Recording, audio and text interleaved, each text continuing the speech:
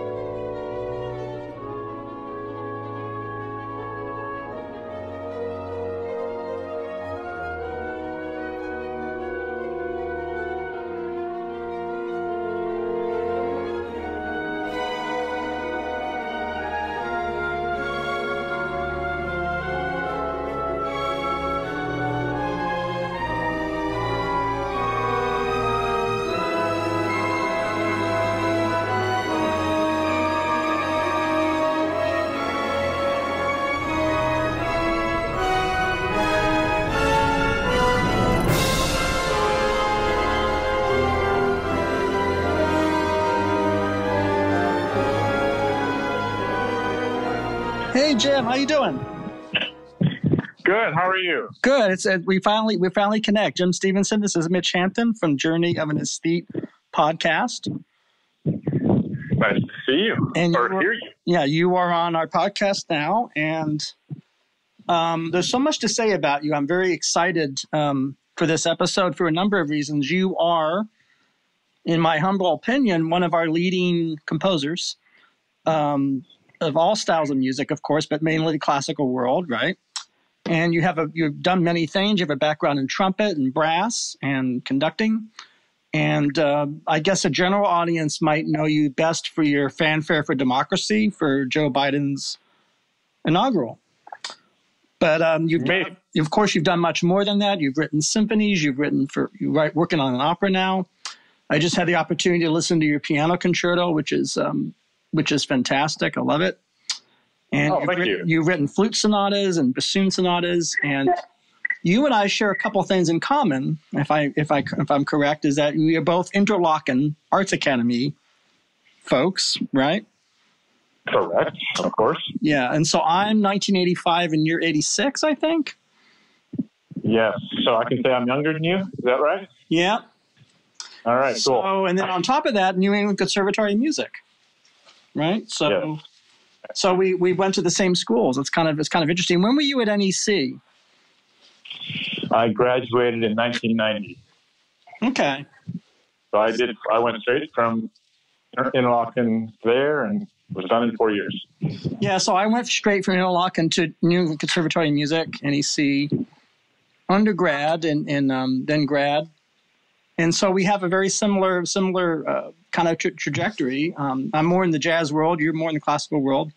So generally on our podcasts, I like to usually do a linear progression where we start with how somebody became the musician or artist they are, in your case, music, and how that came together for you, how that developed.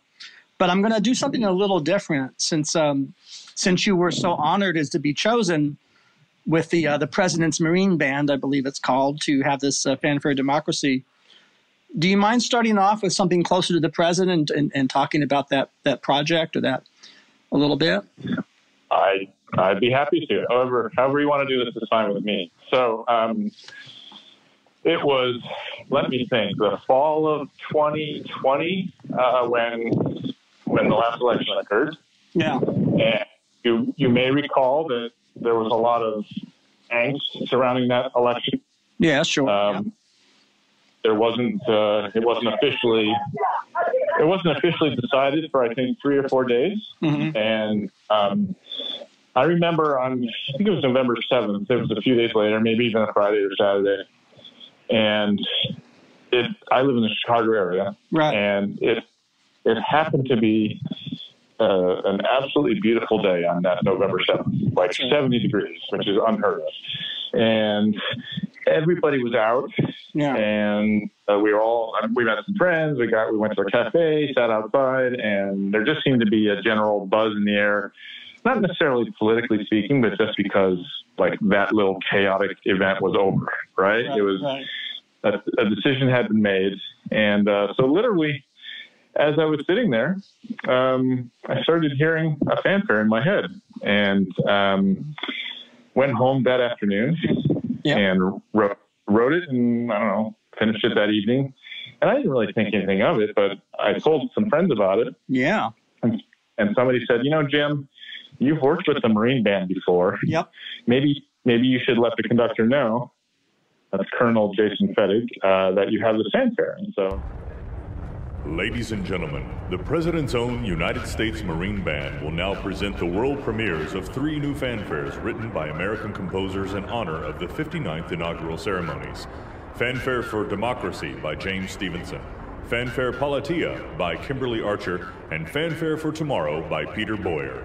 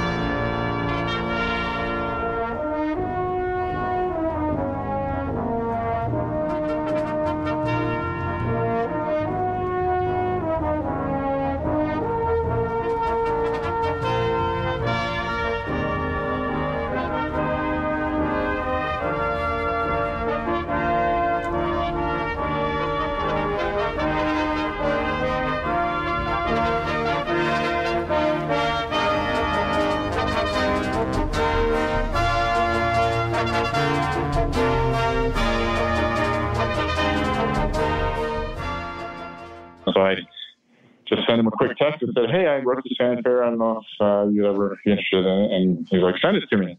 Mm-hmm. And I know Jason very well. Usually he has his programs laid out well in advance. And he surprised me by saying, we actually haven't decided our inaugural program yet. And this fanfare would be perfect for that. So that's incredible. So that's how that happened. It was literally, usually pieces are projects, they're commissioned from me and I have deadlines, but this is one of the few I was just inspired to write a piece of music, and it ended up at the Capitol steps. That's an amazing story. I mean, just that one story exemplifies so many things on our podcast about how artists work and how they process raw material, as I call it, and then it becomes cooked, and then it becomes a completed project. But that's really, so you heard, I guess you were inspired by a lot of the emotions many of us, if not all of us, were experiencing and going through in those years, in that period. And you translated into sort of, you heard this brass, I should say, at the outset of this program. We're going to be listening to a little bit of that fanfare. It's a terrific piece, and it exemplifies, I think, your musical language, which is what I like, and that you were continuing the tonal tradition to a large extent, with some great deal of chromaticism, of course, for example, in the bassoon sonata and the piano concerto, but still carrying on in that harmonic language. So on that day when you went back home, you just started writing, right? And then it sort of became, I take it you worked at a keyboard or at a computer, right? Or yeah, I do a hodgepodge of both. I get my ideas at a piano, and right. Use the incredibly efficient tool of the computer these days, and it allows me to get ideas in print, quote unquote, quicker. And yeah, that's my method. So you find that very helpful, and that's interesting. So, I mean, I'm starting in the present. To me, that's the present, 2022. Not really, but it is. But in terms of looking at things in terms of periodization, it's sort of our present. But I want to go back a little bit. You wrote this fantastic piece, and if you hear it, it's very much a fanfare, and it's informed, I think, by your. Would it be fair to say that you have extensive knowledge of brass? I mean, of course, the full orchestra, but you have a special affection for brass and wind instruments, or? Well, I think if I forgive talks at colleges, and I do that quite a bit, I usually tell people to start with what you know. Mm-hmm. And, you don't need to try to reinvent the world right off the bat. Just start with what you know. And this probably might launch us back into my history, but I started as a trumpet player. And so I sat in the back of an orchestra for almost 28 years, from the age of 10 until 38. Wow. And so I was amidst, trombones and horns and trumpets and, a lot of the time. So, it's fair to say that that's a comfort zone for me. Yeah. And once I got kind of going on that path, I was very curious to write for other instruments and other genres and all that sort of thing. So that's why, brass fanfare came quite easily to me. Yeah, and it shows your deep knowledge of the history of those kind of musical forms and pieces. Of course, the Copeland is very famous, and many others. And I hear that in that work, and it's very. It's very exciting. I'm glad you, because that was on purpose. Yeah. I mean, I just find it interesting that you mentioned brass and then you mentioned other instruments. I mean, listening to your piano concerto, especially the second movement in your piano concerto, you're doing things with the strings impressionistically, and also the harmony and the way you voice the strings, which is very, very interesting. So it shows that you have a breadth in terms of instrumentation and thinking about, what a string section requires in that concerto, and to say nothing of the piano part, of course, and piano soloist. But I mean, going back, I mean, of course, I think I knew at Interlochen you were a trumpet trumpet guy, and now you're a major celebrated composer who's writing music whose a language I really happen to really like a lot. And but there's something in between. What would you say? Well, what was the period where you started to really become a composer, or really sort of enter composition more fully? That's a good question. And thank you for your nice words about my music, by the way. I appreciate that a lot. I'll say this before we're done with this podcast, but I'll mention it now. I was a huge fan of your jazz piano playing when I heard you at Interlochen, and I thought you were absolutely fantastic. Oh, well, and you had a style and a sound well beyond your years back in our high school days. So, wow. So to hear you talk that you appreciate my music means a lot to me. So I appreciate that, Mitch. Well, thank you. I'd forgotten some of that, but it's great to hear that now. It seems so long ago. We're middle-aged guys, so it's kind of we're going back in the mutual admiration here is enjoyable. Well, but anyhow, go ahead because it's a big change, right? To go from being a player. Yeah. Yeah, I mean, if we had been talking at Interlochen, I would have back when we were teenagers, I would have told you that I was going to do nothing the rest of my life except for play trumpet. I mean, I loved playing trumpet. I wanted to sit in an orchestra forever. Yeah. And I got lucky at age 21. I got a job playing in Florida in an orchestra. And what happened was our brass quintet needed some music arranged for some concerts we were doing. There was some music that we wanted to play that wasn't available.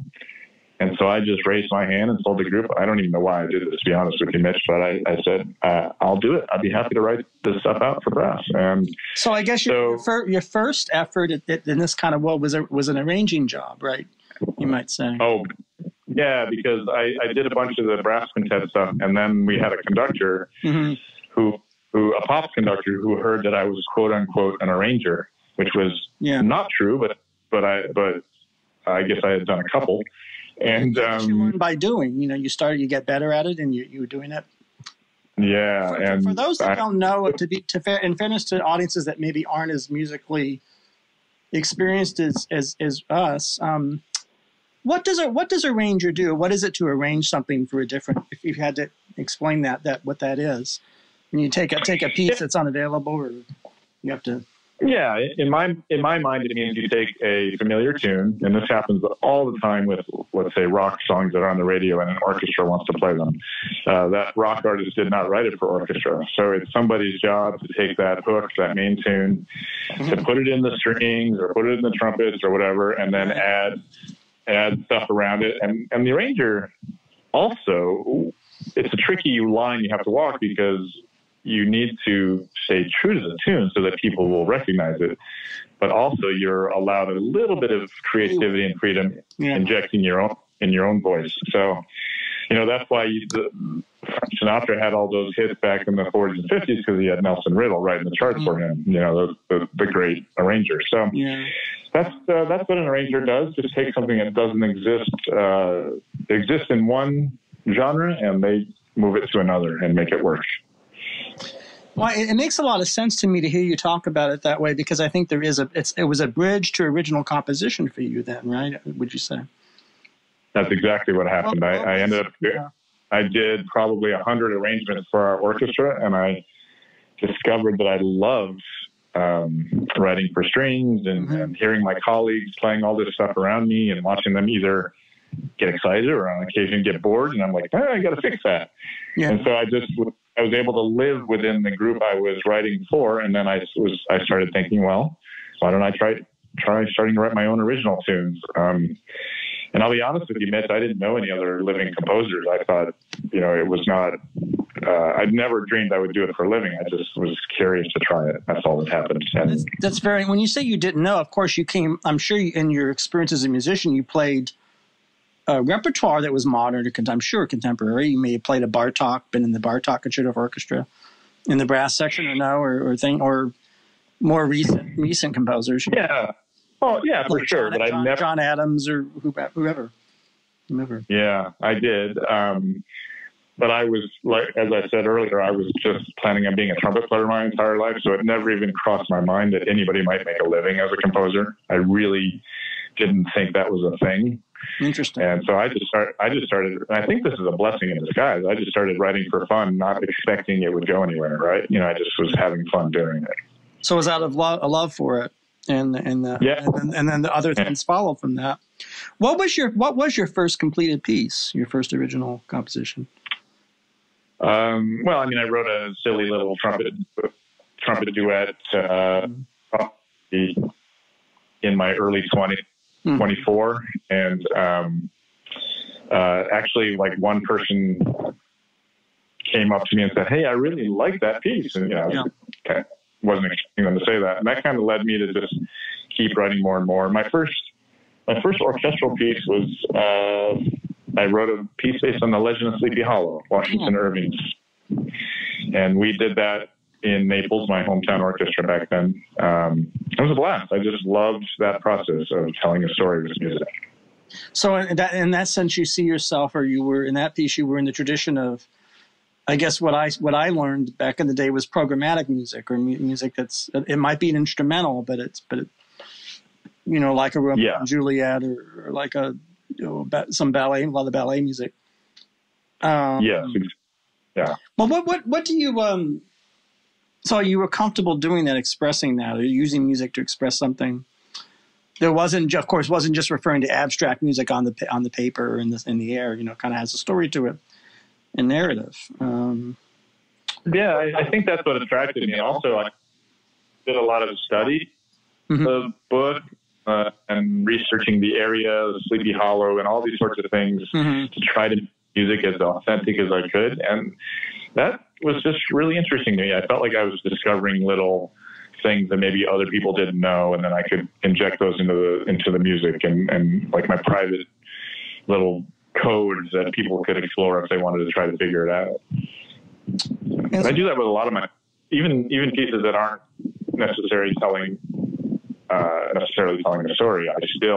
You still use that technique. Yeah. Well, that was very evident to me in your games piece, which is, I think it's a relatively newer piece that I had the opportunity to see, right? For you had like some kind of competition or like remember your games for, yeah. Thank you for checking that out. Well, would that be an example of a similar project where there's a story element, or there's a kind of a. Yeah, or there's just inspiration I find that helps me form the musical language that I'm going to write in. Yeah. And so that one that you mentioned came from a book that was all about flow and how there were different types of games to help us achieve mental flow. And that when I read that book, it was just like, hey, there's music here. And so I based an entire piece on it, which was a blast. Was that based on the book Flow, the famous novel? Yes. Yeah. Yep. I think that book was written back in the 80s, wasn't it? I think. Could be. Yeah. I can't pronounce the name. None of us can pronounce his name. It's Mittold. Let's see. That's a must read. When you say to our listeners, get Flow. That's one of the important. That's kind of like one of the important nonfiction books, kind of like Gun, Germs, and Steel, that kind of everybody ought to read. When you say that's kind of it was a great book, and I saw it sitting on a colleague's desk, and I was like, "What is that book?" And he said, "Oh, you got to read it," and so I did. And it really affected me. It's really interesting. I mean, I wanted to get into a little bit, if you don't mind, your commitment to, for lack of a better word, tonality, or because I remember when I was coming up in music, that coming out of the 60s and 70s, right? Yeah. The climate was still extremely, non-tonal, atonal, extremely dissonant music was still very much kind of the dominant style, wouldn't you say, in those years? For sure. And I'm wondering what your thoughts about, well, first of all, at all rebelling against that, or maybe saying, well, what about tonality or any of that comes to mind, because that's a historical question, of course, but of course it's not just John Adams, and there's a lot of composers, that Philip Glass, that rebelled against that orthodoxy, I think. But what are your feelings about your own language? Because it's and I'm thinking the second movement of your flute sonata, which is a blues. It's beautiful. It's a real blues. And I'm like, wow, and the foxtrot. And I'm thinking, wow, it's great that you're writing this way. But of course, I think 40 years ago, I don't think composers at all were writing like that, or would have been considered a little, maybe not cool to write that way.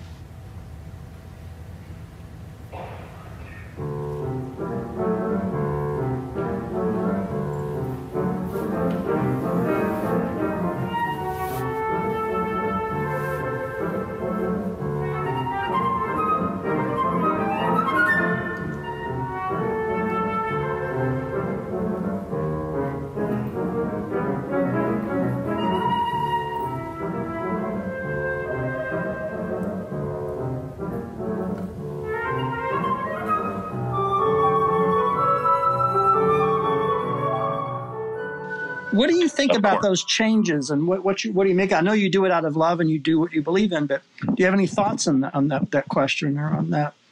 Sorry, it was a long question, but no, it's great question. The first answer is, I think it's extremely important that we even have these sort of ebbs and flows and experiments, and we go in one direction, we go another.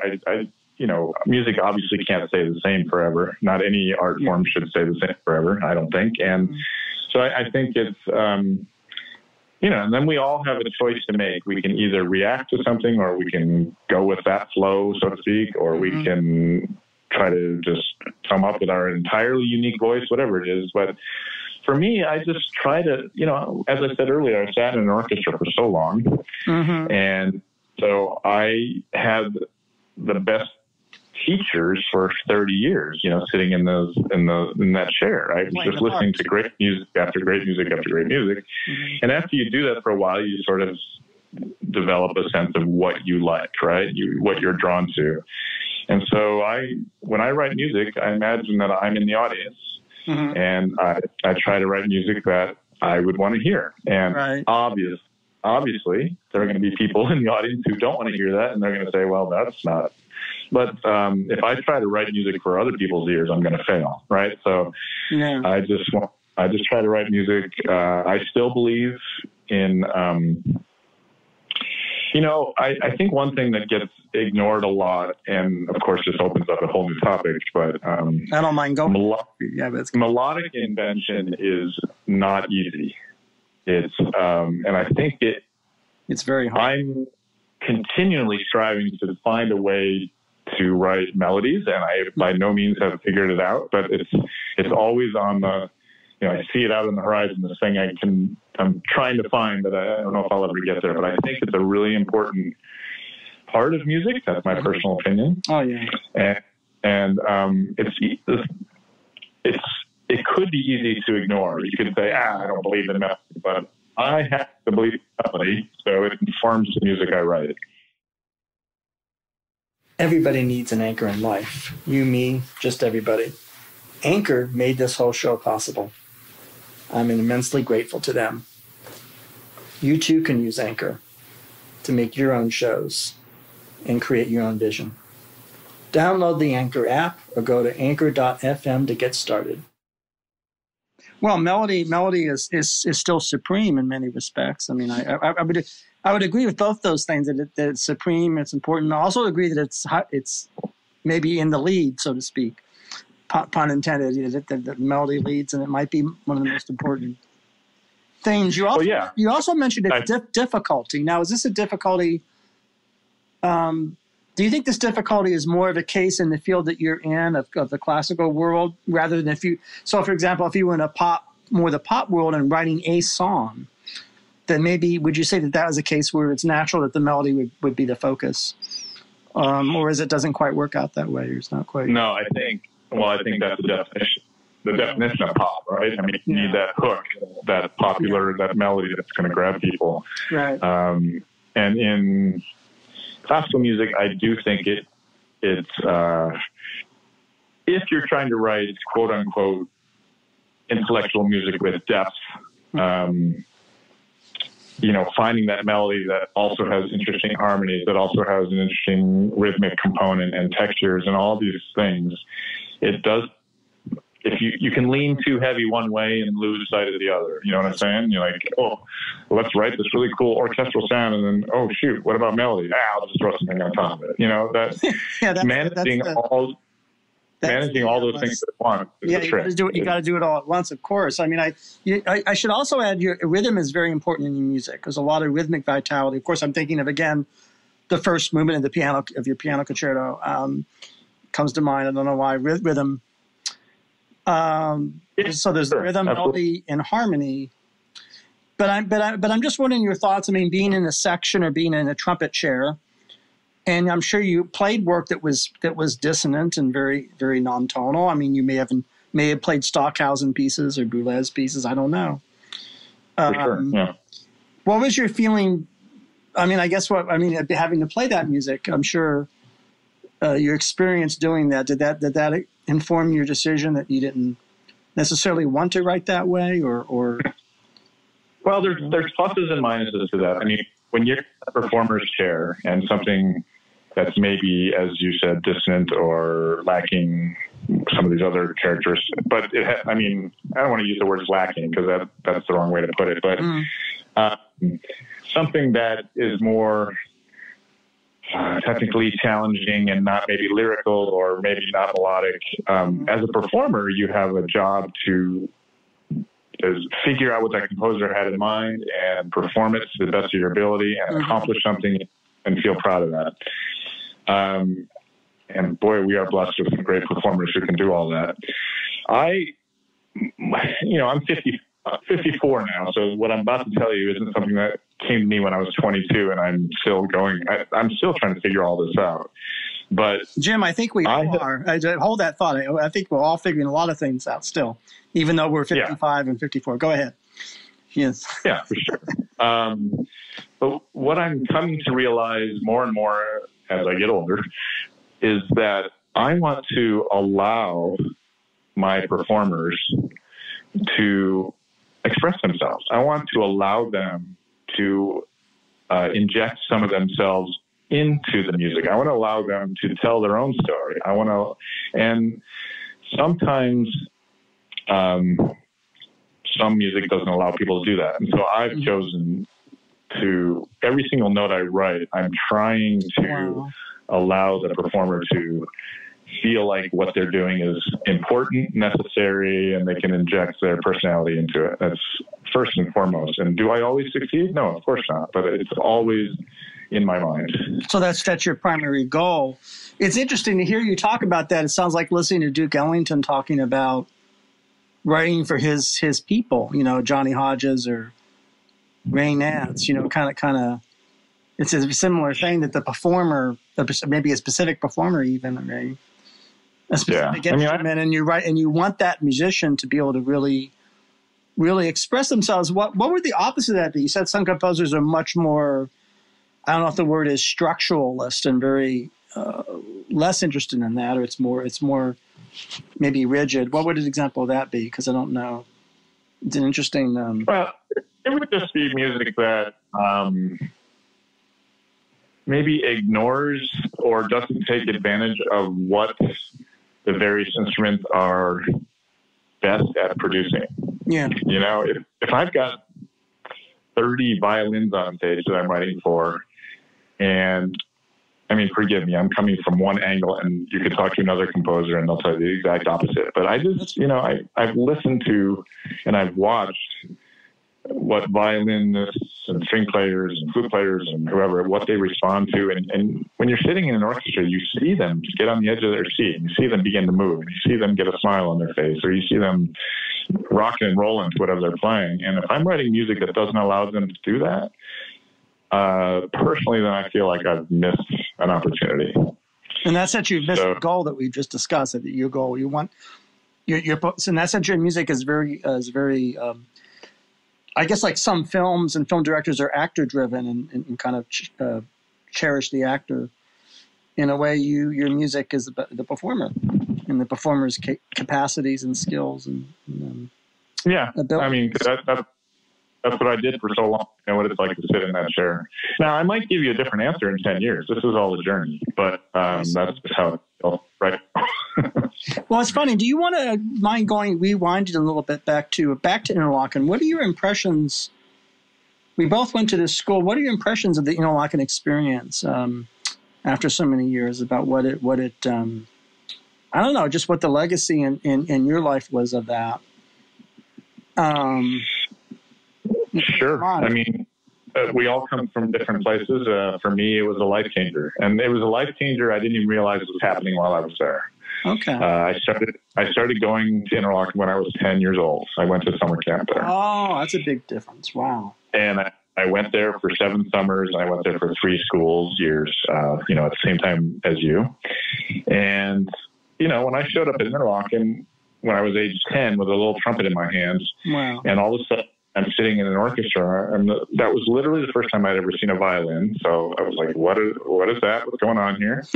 And we started playing some music, and I was like, this rocks. I literally had that thought, maybe not those words, but I was having a blast. And then being amidst all those people that had the same energy and the same excitement that I did, you just kind of get, your conversations change. You're walking around the main campus talking about music instead of what I might have talked about if I had stayed home. So for me, it was just a complete absorbing geeking out on music that I didn't realize was so special at the time. It just seemed normal because we were all doing it. And then, after you leave and you get your distance from it, you're like, wow, that was really special. So for me, it was just a big life changer for me. And, I went to college, and I had already played all the music that we were playing in college. That was already in my repertoire. Interesting. And then I get a job, and I've already played all the music I'm playing, so it just gave you that leg up, at least mentally on the job at hand. So that was really great. Because whatever the season's repertoire was, had already covered it earlier. And most of it. Yep. And that's, for sure. I mean, I'm sure that helps your composition and composing. It's got to. I mean, I just, now that I think about it, I mean, it's probably, I don't know why I'm thinking of that second movement of the piano concerto, but the sonic quality and all that, I'm sure that goes into it. I mean, I'm just wondering now, I started rather late, believe it or not. For me, it was not, I didn't play with other musicians at the age of 10 at all. Wow. Yeah. So I came to all this much, much later. When I say much, I mean degrees of 4 or 5 years rather than. What's it? I mean, I guess it's not unusual. But what's it like starting that young, or that you're in and also the camp experience is different than Interlochen, the school. Yeah. It's summer camp, and that's a whole other thing, I would imagine. camp was pretty hardcore, pretty competitive. It was challenging. I use that word on purpose because we had things called challenges where you try to beat the people that you're playing against. It was just stuff that happened to fit what I wanted to do, and I never could have predicted it. I mean, my parents kind of sent me there on a lark saying, "Hey, Jimmy, you play trumpet. Why don't you go to this camp?" And I showed up, and as soon as I walked in the door, a kid said, "Hey, let's go play tennis." And so I was already having fun. Right. And then I show up at rehearsal, and there's all, as I said earlier, it was a blast. And how much of this do you think was a geographical regional thing? Because Interlochen's in the Middle West. You're from Illinois. I remember a lot of students in Interlochen were from states like Michigan and Illinois and Indiana. How much of that do you think is regional, that people were attuned to Interlochen at that time? Oh, a lot. And this is not to suggest that people can't find this sort of thing in their regions either. We all find our places. But yeah, I mean, we had taken a family trip the summer before. We drove around Lake Michigan from Chicago. And my dad said, "Hey, what is this place?" And we stopped in and visited Interlochen. And the next summer I started going there. So it was very much a regional thing. It was within driving distance. So that was a big part of it. Yeah, I mean that's a part of it is I guess is regional and geography. I'm wondering, you're working right now on an opera, correct? I am, indeed. Do you want to talk about that at all? Or? Sure. Operas usually take years to produce. This is like how do I put this? Overnight kind of story that usually wouldn't happen. Right. We're going to do it June 11th. Wow. And I started writing it on April 1st. So this is as much of a quick turnaround in opera as you'll ever see. Now, that being said, it's not a directed opera with staging and costumes and sets and all that sort of thing. It's a concert opera with 3 singers and a 20-piece orchestra. Mm-hmm. It's 1 hour long, so it's not a full evening. It's just one act. And as I told you about the Legend of Sleepy Hollow earlier, I get the opportunity to tell a story, and I've just had an absolute blast. I mean, I'm not even saying that I've figured opera out. That's an entirely huge world that I'm just dipping my toe into right now. But I loved the process so far, so I just can't wait to see what happens. What is the text or book or play? What is the a colleague of mine here in the Chicago area, his name is Matt Arezi. He's a librettist with many successes out there, and he approached me with a story, or gave me the story of apparently a true story of a woman in England in the 1800s. Mm-hmm. So let's go back a couple hundred years. Yeah. And she is down on her luck, and so she completely reinvents herself as a foreign princess from a faraway land that nobody's ever heard of. Yeah. And she makes the whole thing up. She makes up a language. She puts on costumes. She goes into character from the moment she wakes up to the moment she goes to sleep. And the part that might be relevant today is that all these people start latching onto her. I mean, she shows up at the doorstep of a wealthy English woman, and the English woman, instead of trying to figure her out, says, maybe she can help my status because I've discovered a princess from a foreign land. And that part of the libretto is certainly a contemporary topical theme. I think about the Elizabeth Holmes case and all the different cases, right? Of people and latching on to celebrity or and trying to promote yourself with something that maybe isn't true, that kind of thing. It's contemporary for sure in that respect, but I've had a blast writing it, and I can't wait to do it. I should say, Jackie wanted to ask me to ask you a question about your being very prolific. You are prolific. She says you must be a fast writer, quick writer. And I said, well, probably. I suspect that talking about you in the second person, third person, I think Jim knows how to use his time very well, and it's maybe more about what you do with the hour than the amount of hours. But I don't know. I don't want to speak for you. So what do you make of your prodigious. Yeah, I guess people have told me to write quickly. I don't know anybody else's work habits. I don't know other composers too well. We don't talk about it that much, but yeah. I mean, composing is my job, right? So I get up in the morning. I've been very lucky. I've always had projects that are on my plate, and so yeah. I'm usually at my desk by 7 or 8 in the morning, and by 4 o'clock I'm done, and try to handle other business things or family things or live a normal life. But I'm a curious composer. I don't ever try to have. I try to go to I keep using this word, but I try to go to the story of every piece I'm writing. And that could be somebody's personality. It could be the orchestra for whom I'm writing. It could be an actual story.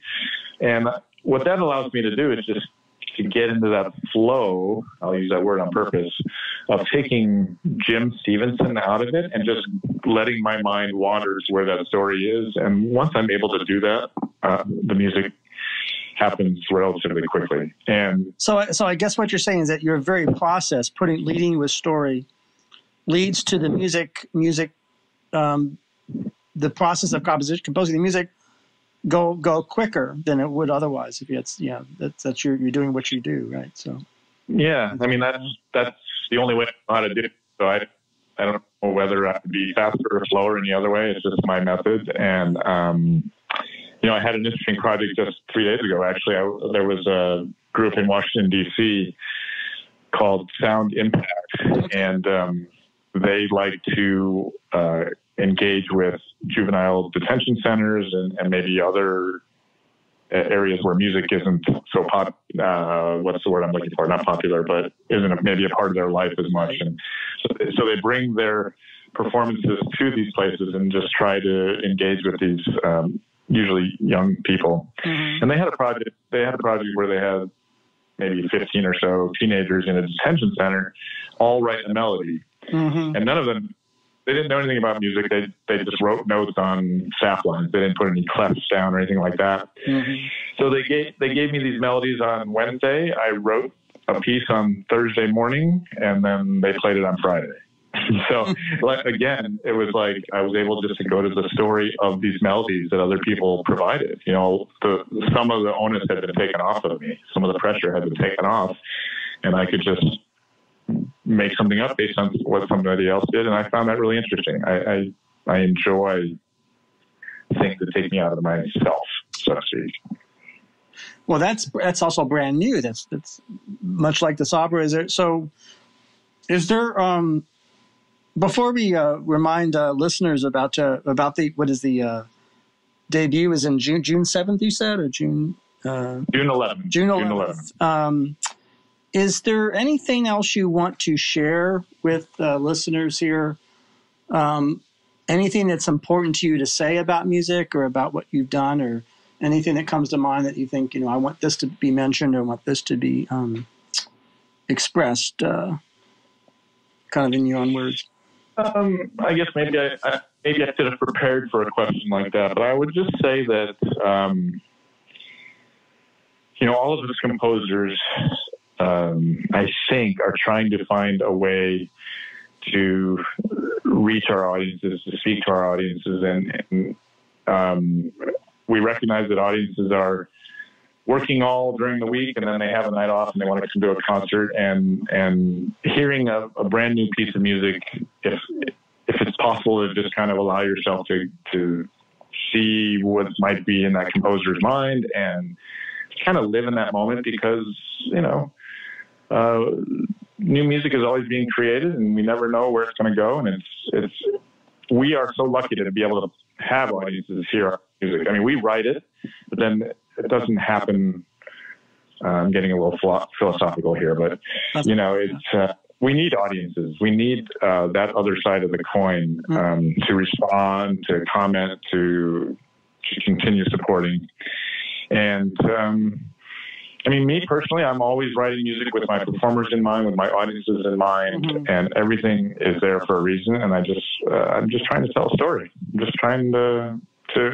I want everybody's time to be worth it. I want people to feel like their time in the chair whether they're on stage or in a seat in the audience, is time that was well invested. And that's my number one goal. I mean, we're all a community, so I just want us to share it together. Well, that's so beautifully put. I can't think of a better conclusion, because even good things like this episode have to come to an end, and expressing it that way. I want to thank you because you are so busy, because you are so prolific, because you have something coming up on June 11th. I want to thank you for your generosity and your time and being as articulate as you are about what you do in music on our show. So thank you very much, Jim Stephenson. Oh, Mitch, I appreciate it. And I hope, if they don't know this, I'm going to say it out loud. I still remember you sitting at the keys with your hat on at Interlochen, just jamming away and playing. I had no idea how you were coming up with the notes you did, and I still remember just being in awe of you. So, well, maybe we'll do a project together at some point. It would be interesting. Jazz piano concerto sounds great. Let's do it. It would be a blast. But Mitch, this has been great. I so appreciate you having me on, and it's great to reconnect. Absolutely. Bye-bye. All right. Bye-bye.